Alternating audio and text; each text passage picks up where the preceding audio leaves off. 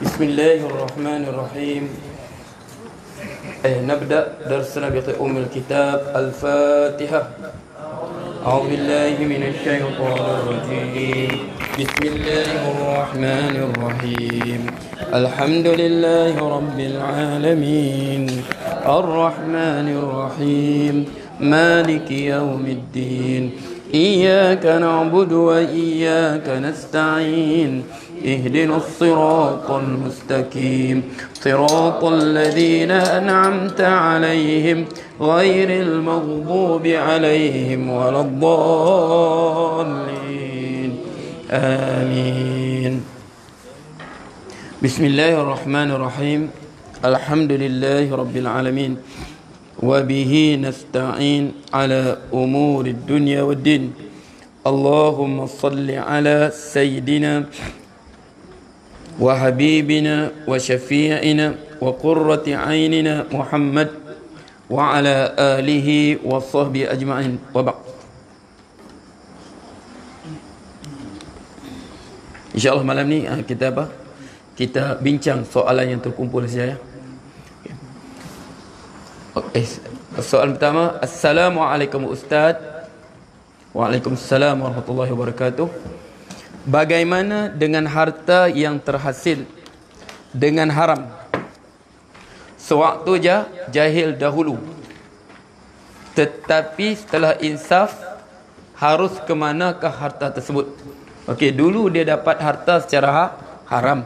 Okey, sebabnya kita ingat ya, harta yang haram ini dia terbahagi kepada dua. Pertama, kita sebut apa? Haram yang berkaitan dengan orang lain. Apa kata? Makna haram li zatihi. Dia memang haram harta tu, dan dia berkaitan dengan orang lain. Okey, haram ni dia berkaitan dengan harta orang lain. Contoh apa? Dia mencuri harta orang lain, dia merampas harta orang lain. Faham ke? Okey, makna dia ambil secara zalim. Okey, harta haram ini berkaitan dengan harta orang lain. Mana? Ya tak, mana amwalu tata'allaq bi huquqil ghair. Okey, harta yang berkaitan dengan hak orang lain. Harta ini dia wajib kembalikan. Dia wajib kembalikan. Faham tu? Harta ini mana? Ya ta'allaq bi huquqil akharin. Dia wajib kembalikan. Tapi kalau tak jumpa tuan dia macam mana? Kita sedekahkan. Makna apa? Sebab tu sebut hari tu, kalau dia tak jumpa tuan dia, dia sedekah mana? Okey, makna dulu dia rasuh, dia kuat rasuh. Okey, kuat rasuh. Ini kerana dia minta duit ni, okey, bagi kau 50, pukul pas kau. Sekarang dia bertaubat, insaf. Ini harta berkaitan dengan hak orang lain. Dia kena wajib kembalikan harta tadi. Tapi kalau tak jumpa tuan dia, okey, ke mana? Tak jumpa tuan dia. Okey, dia letakkan harta tadi untuk balik kepada manfaat umum umat Islam. Fi manfaatil umumil muslimin. Makna istilah dia sedekah atas niat apa? Niat harta orang tadi. Makna dia ambil bila? Nanti di akhirat nanti dia ambil pahalanya. Boleh? Satu lagi, al-amwalul allati la tata'allaq bi huquqil akhirin. Harta haram tetapi dia tak berkaitan dengan hak orang lain. Contoh, okey.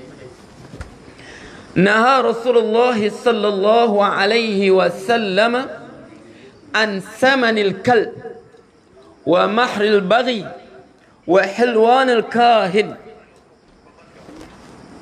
Naha Rasulullah, larang Rasulullah telah melarang an samanil kalb, hargaan anjing,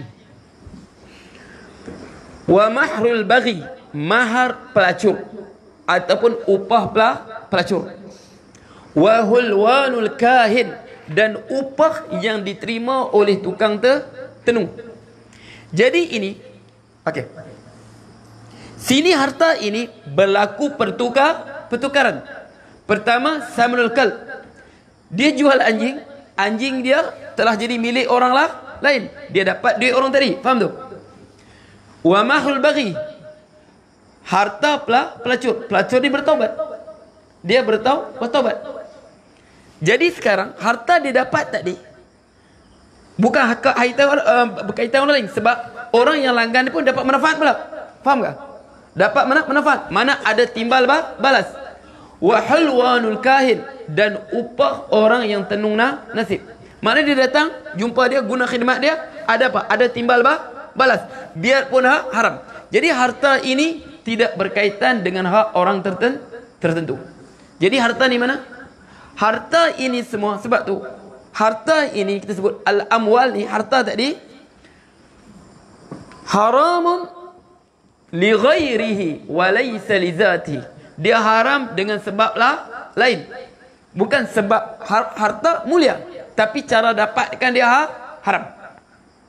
Sebab tu semua harta haram ni kita ada 3 pilihan. Kita ada apa?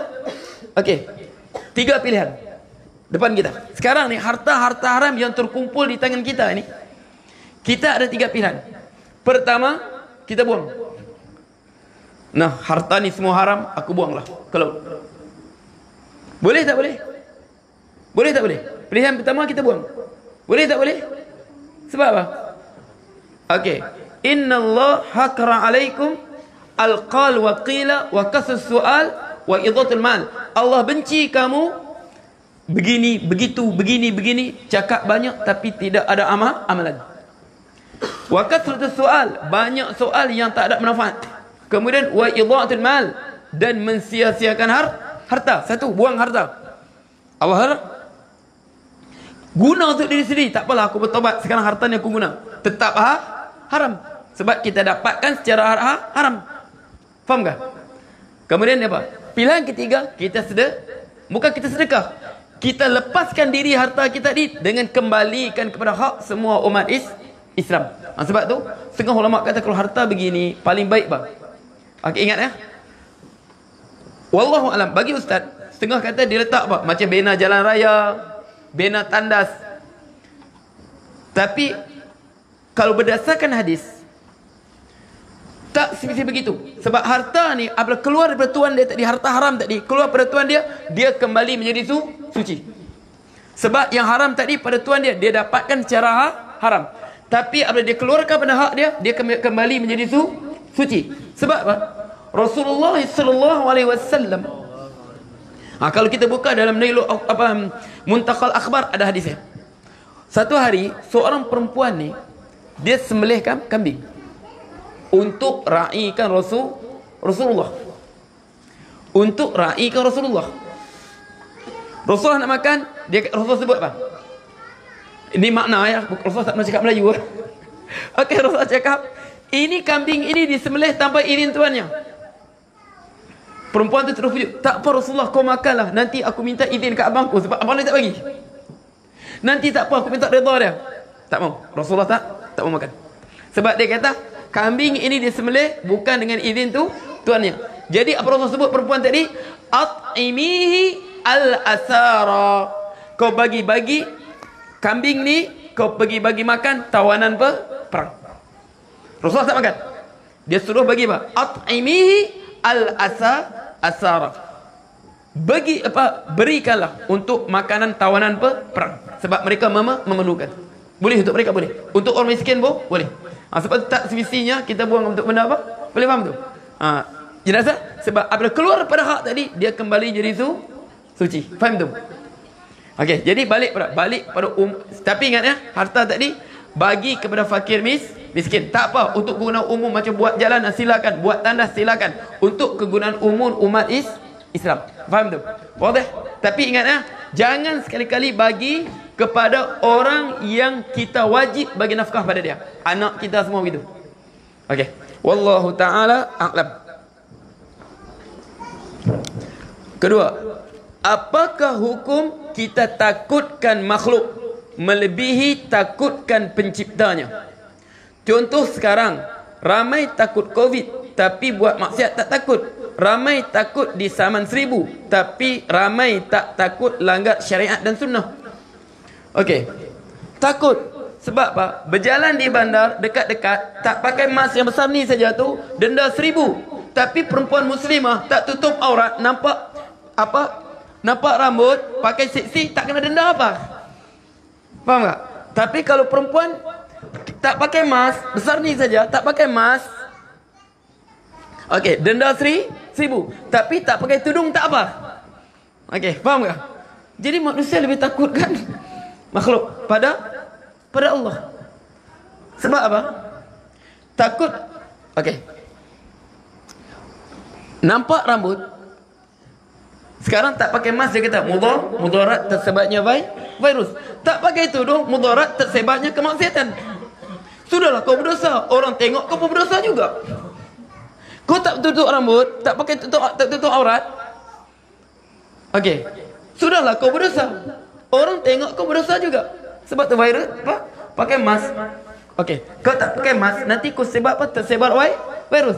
Manusia lebih takut tersebar virus daripada tersebarnya dosa. Sebab apa? Sebab kita yalah zaman fitnah.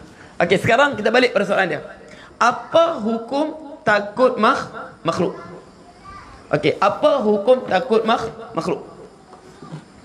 Ingat ya? Sebab tu dia takut ada dua. Takut ada dua jenis.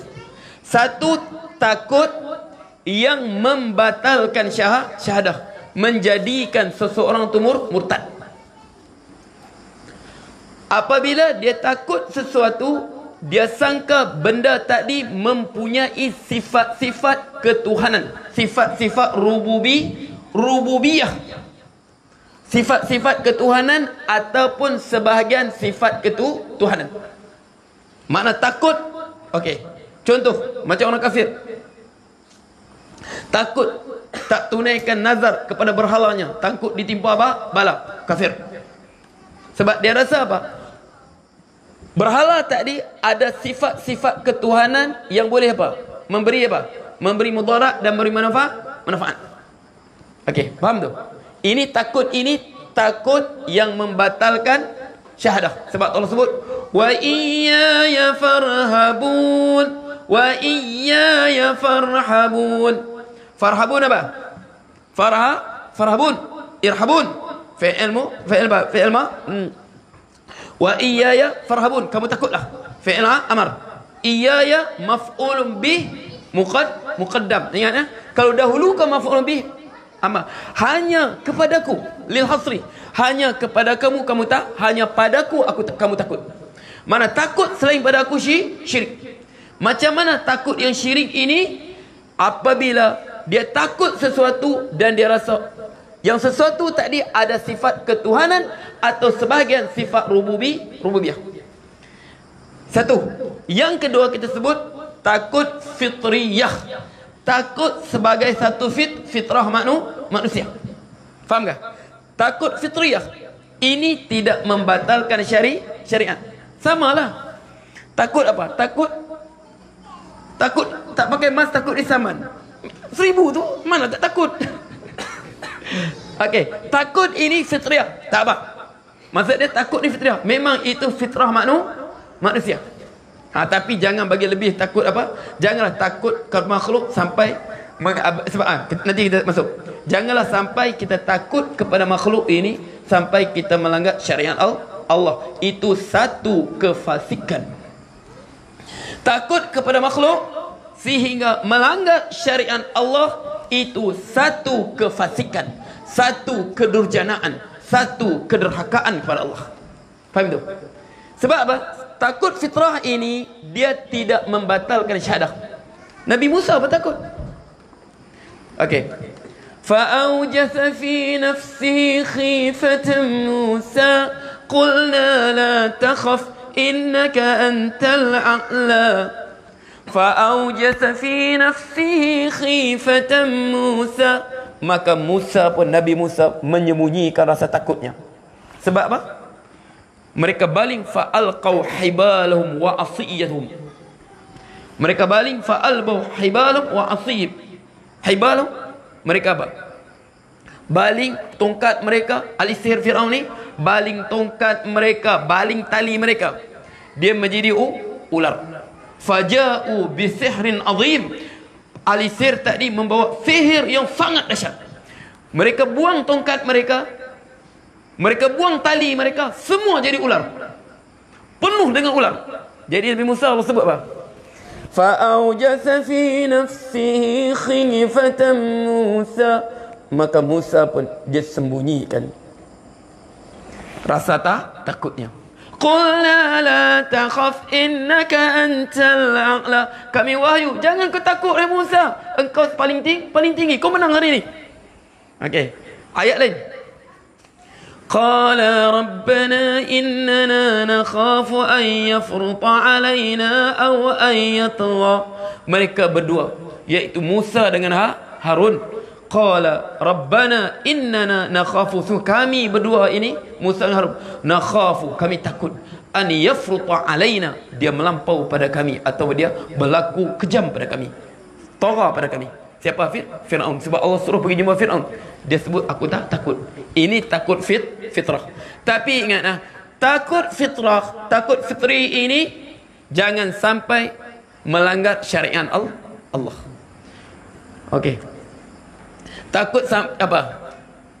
Takut nak pergi ke masjid, solat berjemaah, takut hantu. Okey. Jangan sampai takut makhluk sampai melanggar syariat Allah. Itu satu kefasikan, satu kedurjanaan. Sebab takut fitri ini fitrah manusia. Jelas ya? Okey. Satu takut itulah takut yang menjadikan kafir. Ini Allah maksudkan. Makna takut selain pada Allah, satu takut syirik. Sebab Allah sebut wa iyya farhabun, hanya kepadaku kamu takut, jangan takut pada lain. Yang kedua takut fitrah. Takut fitrah syarat. Sekiranya takut kita tadi sampai kita langgar syariat Allah, itu satu kefasikan, satu kedurhakaan pada Allah. Sahabat sendiri waktu perang apa? Perang Ahzab, Allah sebut apa? Wa balaghatil qulubul hanajir wa tadhunnuna billahi adh-dhununa idh ja'ukum min fawqikum wa min asfalikum wa zaghatil absar wa balaghatil qulubul hanajir. Sewaktu musuh datang daripada sebelah atas kamu, sebelah bawah kamu terkepung di kota Madinah. Wa zaghatil absar, pandangan kamu jadi berpinat-pinat sudah. Wa balaghatil qulubu hanajir, jantung kamu berdebar, kamu sampai ke hanajir, ke kalkum ni, takutnya. Tapi biarpun perasaan begitu, tetap gerun pun begitu, musuh keliling. Sebagai manusia tetap ada rasa takut. Wa balaghatil qulubul hanajir, hati kamu sampai sini. Ini siapa? Sahabat Rasulullah dikepung, siapa tak takut? Tapi biarpun sahabat, Allah sebut ni, mereka takut. Balaghatil, Allah gambarkan takut mereka. Wa batil qulubul hanajir, jantung kamu sampai ke sini. Bayangkan. Tapi biarpun petakut fitri alam jiwa mereka, tapi mereka tak lari tinggalkan Rasulullah sallallahu alaihi wasallam. Itulah kesabaran. Jelas ya? Okey.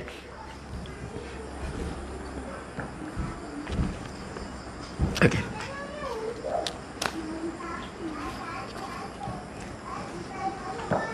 Tarik, nombor 3 saya.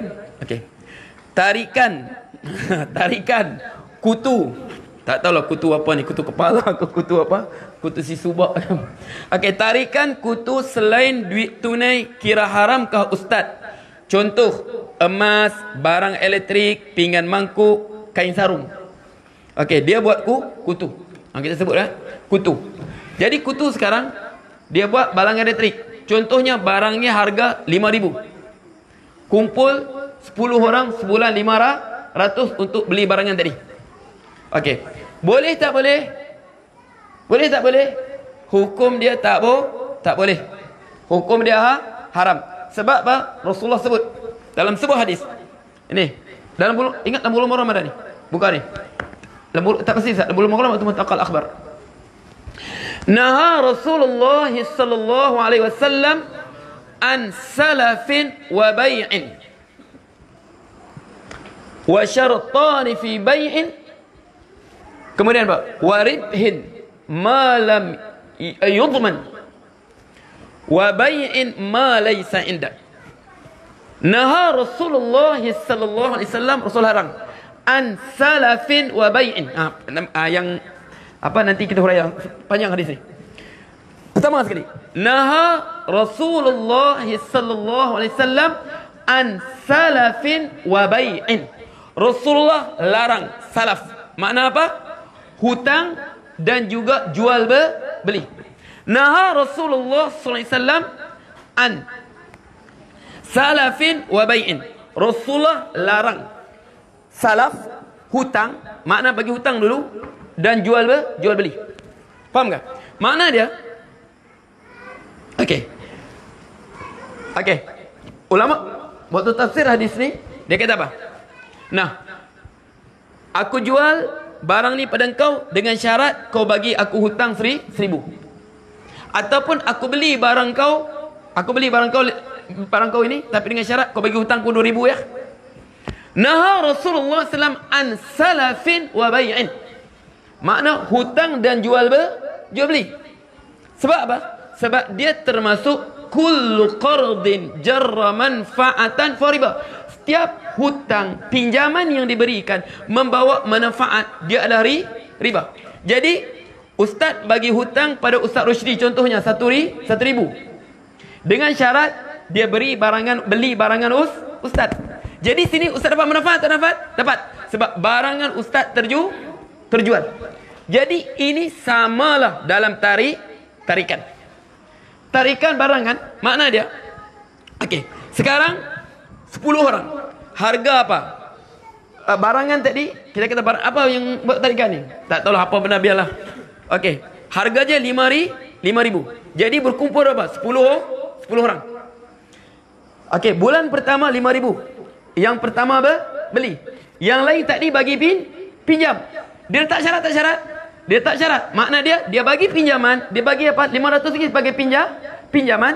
Nanti buy-in. Nanti bulan ketiga dia pula jadi pembeli.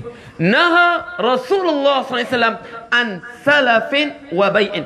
Makna, okey, orang yang bulan pertama 9 orang ni dikira pemberi hutang. Faham tak?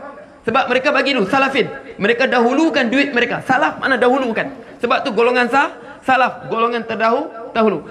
Naha Rasulullah SAW an salafin, bagi hutang dulu. Jadi yang nombor apa? 9. Bulan 9 boleh dapat. Baru jual beli. Setelah dia bagi hutang dulu, bulan 9 baru dia beli. Naha Rasulullah SAW an bai'in, an salafin wa bai'in. Rasulullah larang makna hutang dan jual beli. Wadah? Ada hadis tak pasti Ustaz dalam Bulughul Maram atau apa? Muntaqal Akhbar. Kita belajar tu. Nanti insya-Allah kita jumpa hadis tu. Jelas ya? Okey. Jadi main kutu ni sebab tu. Dalam undang-undang kita pun tak Ustaz cek kan. Rupa-rupanya dalam undang-undang Malaysia pun salah. Rupanya ada akta. Dia sebut Akta Larangan Wang Kutu 1971. 1971 sebelum Ustaz lahir lagi ada sudah akta tu. Akta Larangan Wang Kutu 1971. Kesalahan dia penjara 10 tahun atau denda 500,000. Tak pakai mas 1,000 saja. Larangan wang kutu, denda aja 500,000. Tak silap Ustaz.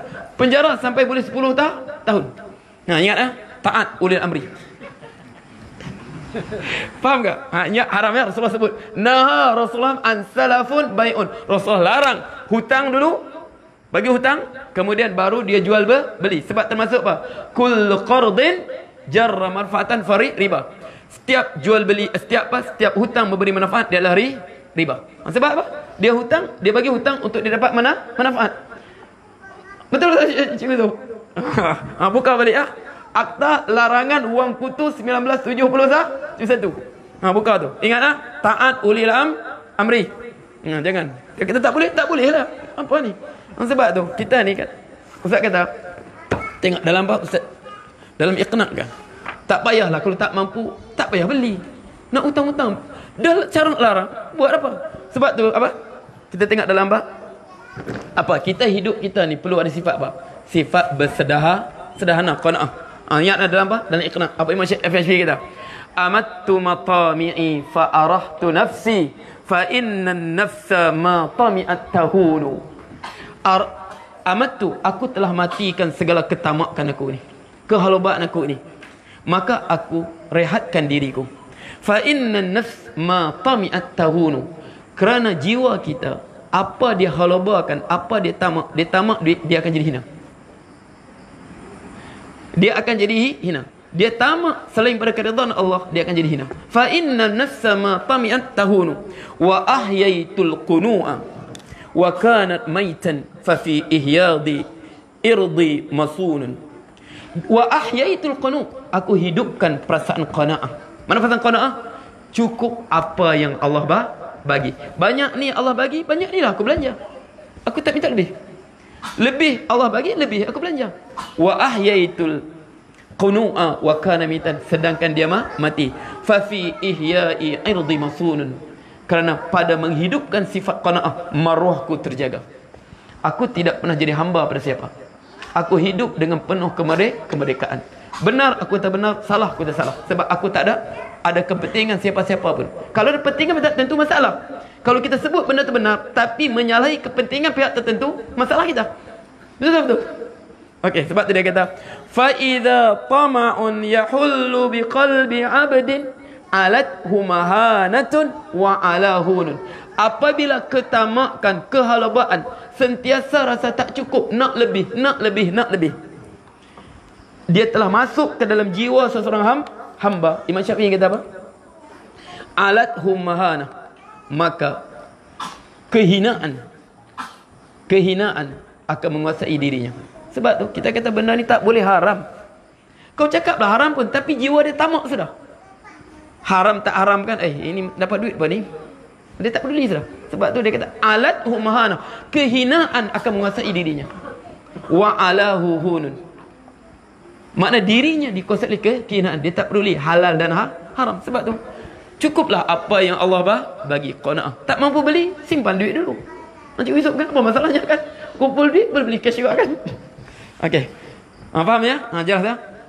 Naha Rasulullah SAW an salafun wa bai'un. Rasulullah larang hutang dan juga apa? Jual beli. Mana lagi ya?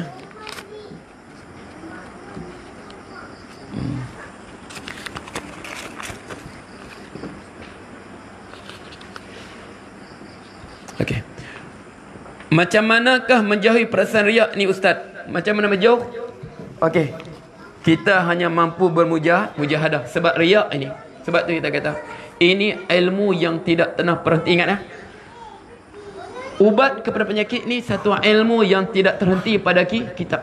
Ilmu yang tidak boleh diibaratkan dengan kata-kata, tapi ilmu yang dilakukan dengan perbuatan. Sebab riak ini, sebab tu dia kata riak ini, aku bagi hilangkan satu cara, dia datang dan terbentuk lain lagi.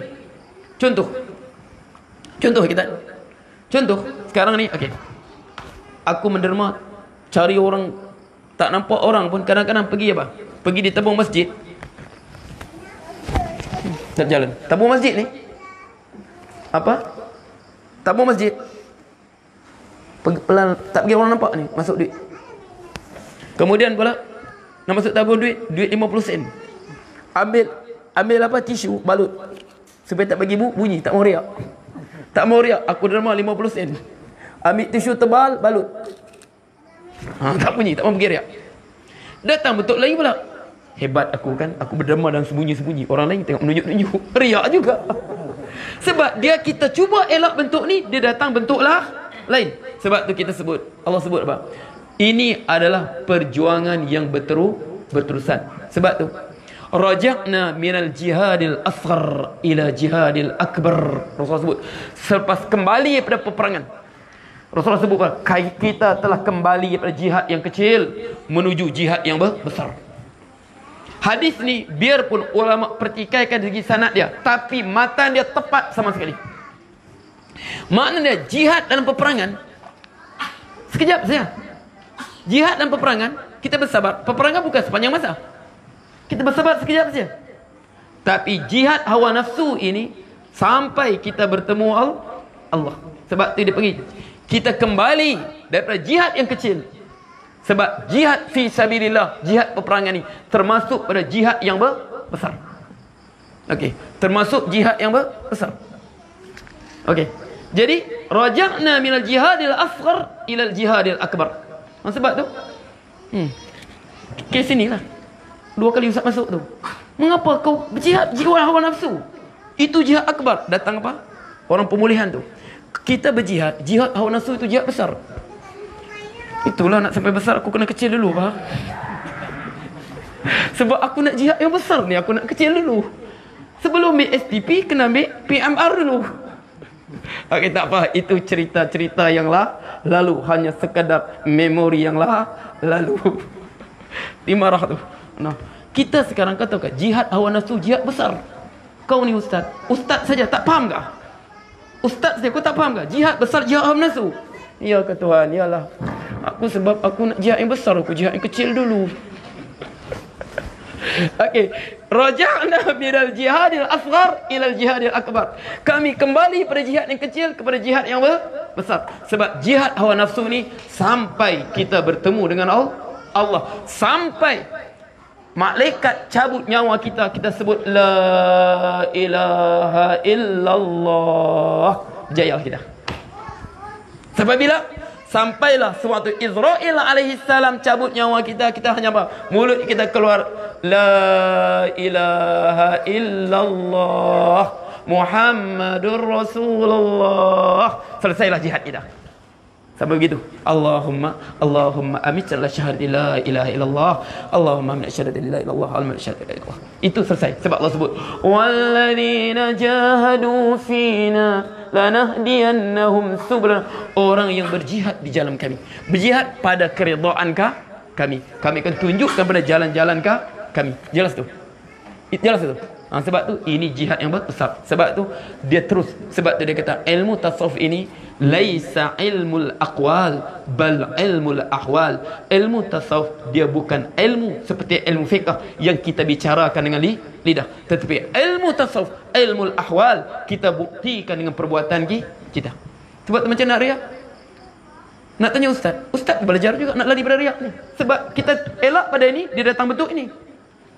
Sebab tu sampai bilang, sebab tu kita sabar. Makna kita pegang satu lah. Hidup kita hanya satu saja. Qul inna salati wa nusuki wa mahyaya wa mamati lillahi rabbil alamin. Katakanlah inna salati, sungguh salatku, wa nusuki ibadatku, wa mahyaya kehidupanku, wa mamati matiku lillahi rabbil alamin, milik Allah Tuhan sekalian alam.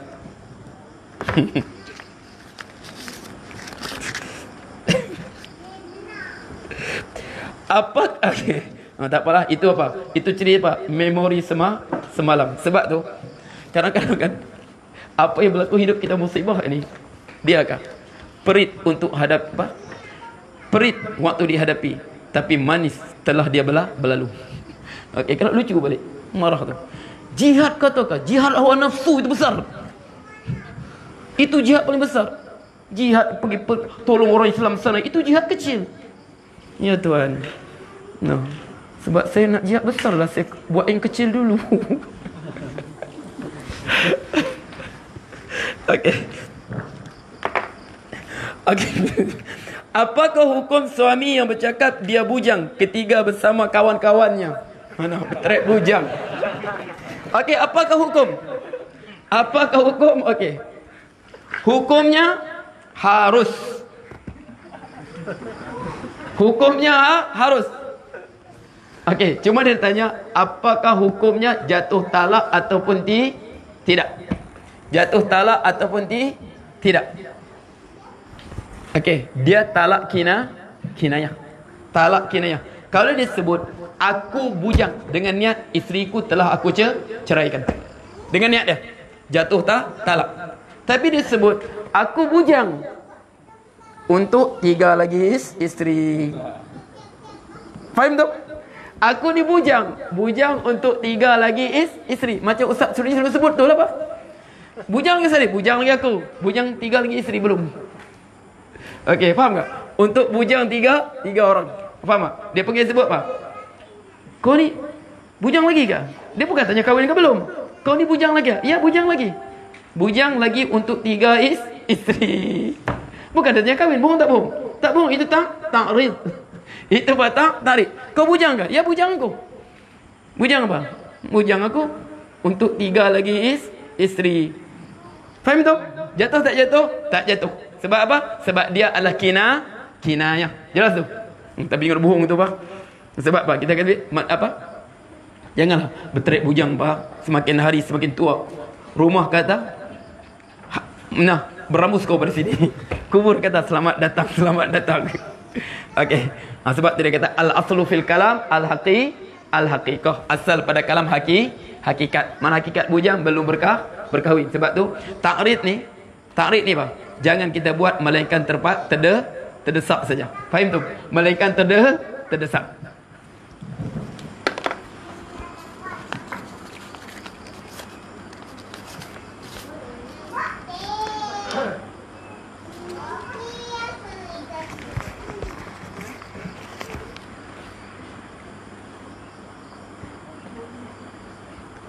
Apakah hukum jual beli organ binatang sembelihan untuk jadikan juadah makanan? Terima kasih Ustaz. Hukum dia halal. Binatang sembelihan kita makan kan? Okey, jual organ. Jual organ binatang. Jual hati, jual jantung. Apa masalahnya? Ni soalan dia. Apakah hukum jual beli organ binatang sembelihan untuk jadikan juadah makanan? Boleh. Semua bahagian binatang boleh kita makan kecuali tahik dia dengan hempedu dia. Sebab tengah lama kata hempedu tu najis. Tahik dia tak boleh makan, ekor dia boleh makan, kaki dia boleh makan, tanduk dia pun kalau boleh lembut makan, tak ada masalah. Okey. Kalau boleh makan, giginya pun kalau boleh dilembutkan sebab dia suci semua tu. Yang tak boleh makan apa? Tahiknya. Kalau giginya ada alat boleh kasih lembut, gigi dia makan semua sekali. Lidah dia makan, ekor dia makan. Kuku dia kalau boleh lembut makan. Bulu dia mudarat tak? Kalau mudarat boleh makanlah. Kalau bulu dia tak mudarat, tak terbelit dalam perut kita, tak mudarat. Dia kata buat ini tak mudarat sudah. Sebab dia hancur sudah bulu dia ni. Protein tinggi, makan. Faham ke? Faham tak? Cuma apa kita kata tapi kalau mudarat. Nah, tak boleh makan bulu dia apa? Takut terbelit perut. Ni mudarat, tak boleh makan jadi haram. Haram sebab apa? Haram sebab apa? Sebab li ghairi, sebab mudarat dia. Faham tu? Tanduk sendiri pun. Nah, kalau makan sekarang tak boleh lah. Nah. Kau telah tertekan di sini. Tapi boleh lembutkan tanduk. Hukum dia harus. Okey. Assalamualaikum. Macam mana pula kalau berhutang dengan penjual Pakistan? Mengapalah Pakistan waktu adakah juga ada unsur riba? Nah, marah Basir tu. Basir. Marah Basir tu. Okey. Sebab dia tak kira apa pun. Ingat ya. Kullu qardin jarrab. Rasulullah kaedah mudah saja. Pakistan ke Cina ke Melayu ke India ke Bugis ke Suluk kan semua hukum sama. Nama Islam inilah hukum kita. Kullu qardin jarra manfaatan fariba. Setiap pinjaman hutang yang membawa manfaat ada adalah riba. Contoh, barang ku harga asalnya apa? Harga asalnya 1,500. Jadi kita bayar bulan selama 30 bulan. Kira-kira balik 1,500 tadi jadi berapa? Jadi 2,000. Riba lah. Tak kira siapa pun. Faham tu? Bayar bulan harga asal. Okey. 1,500. Bayar bulan-bulan jadi apa? 2,000. Bukan kata 2,000. Jadi 1,500 10 sen. Riba lah tu. Faham tu? Okey. Nak pegang ni keliru sudah Ustaz ni. Subi.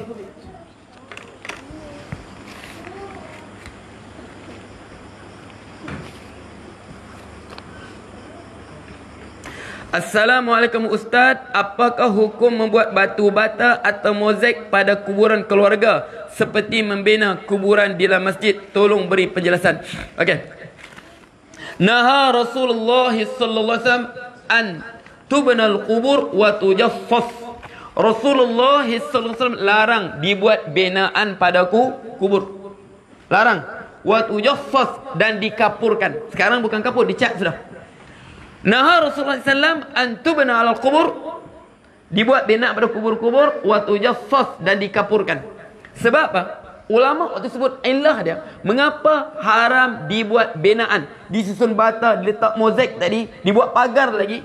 Sebab tanah perkuburan, tanah yang diwakafkan untuk tanam jenazah, tanam mayat. bukan untuk dibuat rumah kepada mayat. Dan tanah tadi bukan milik kita, dia adalah wakaf. Dia milik umat Islam yang terakhir sekali mati. Milik semua. Mana siapa mati tanam di situ. Jadi kita buat sekarang, letak mozaik, itu buat apa? Seolah-olah tanah kubur itu milik pribadi, bukan milik pribadi, milik semua umat Islam. Sebab tu haram dan wajib dirobohkan. Pihak berkuasa wajib robohkan. Sebab tu Rasulullah Ali sebut kepada pembantu dia, ala ab'athuka ala ma ba'athana bin Nabi sallallahu alaihi wasallam. Tidakkah aku utuskan engkau satu kerja, satu tugas waktu Rasulullah sallallahu alaihi wasallam hidup dulu. Kerja ni aku yang buat, Sayyidina Ali sebut. Apa? Alla tada'a qabran musyrifan illa sawaitahu. Jangan kau biarkan kubur yang tinggi dibina, illa sawaitu, kau kasih rata balik. Bagi bongkar semua binaan dia. Wala timsalan, dan tidak ada objek-objek patung, tak kiralah ikan kerapu kah, burung helang kah, lobster kah, patung-patung itu, illa tamastahu, melainkan kau hancurkannya. Zaman Rasulullah, Sayyidina Ali kata, aku yang buat kerja ni. Tapi sekarang Ali Khalifah, aku tugaskan engkau buat kerja ni. Faham tu? Sebab tu haram dibuat binaan di kuburan. Itu jadi sesak tu masjid raya. Itu jadi sesak kuburan di masjid raya. Masing-masing dia ingat apa? Kuburan tu milik dia. Itu milik umat Islam. Sebab tu kalau kita pergi Madinah, perkuburan di Baqi', di Ma'la, di Syubaikah, di Baqi' semenjak zaman Rasulullah SAW lagi sampai sekarang. InsyaAllah kalau kita meninggal di Madinah juga kita dikebumikan. Di Baqi' juga kita dikebumikan. Kita meninggal di Mekah, InsyaAllah di Ma'la atau di Syubaikah juga kita dikebumikan. Sebab apa? Sebab itu hak milik umat Islam. Tak tahulah dia penyakit apalah. Sedang untuk apa juga buat binaan tu? Cukup letak ni san sebagai tanda. Takut tanah runtuh, letak apa? Cukup letak kayu supaya apa? Sekat supaya tanah tak runtuh. Ini dibuat dengan apa? Mozaik semua. Nak tunjuk apa sebenarnya? Sedangkan kubur apa? Sebab tu dia buat kubur sikit. Apa saya nombor dia? Da'u yadhillu a'malu. Buang semua binaan ni. Biarkan yadhillu a'malu. Sekarang yang lindungi dia, yang hias perkuburan dia, bukan mozaik tadi, amalan dia yang hias kubur dia. Jelas tu? Ini ngadulah. Tanah perkuburan tak cukup, perlukan tanah kuburan baru. Okey, kita sebenarnya kita perlukan tanah kuburan baru. Mana nak baru? Macam mana? Biar pun tambah baru, sekejap saja penuh. Sekejap saja. Seorang-seorang kena ambil ruang apa? Nah, seolah dia itu tanah milik apa? Pusaka daripada bapak dia, daripada datuk daripada dia. Itu tanah umat Islam tu. Nampak tak? Okey. Kemudian apa merungutlah? Tak cukup, kita perlukan tanah perkuburan baru. Sampai Ustaz dengar ni. Nah. Apa taman apa sebelah perkuburan Masjid Raya tu? Taman Muibah tu. Bagus, kita minta mohon MPT buat apa? Buat kuburan juga sini. Nah, habis di mana lah tempat Ustaz nak jogging tu? Okey ya? Okey, jangan cukup sangat tu. Aku qauli hadza wa astaghfirullah li wa lakum wa billahi taufiq hidayah.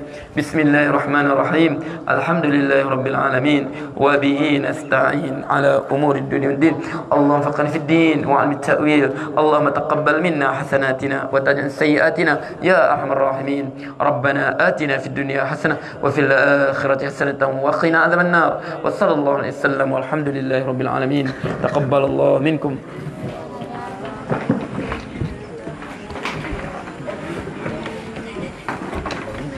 يلا يلا صفوان هم لماذا صوتك لا تخرج لا يخرج صوتك يلا من يؤذن يلا يلا جبال يلا جبال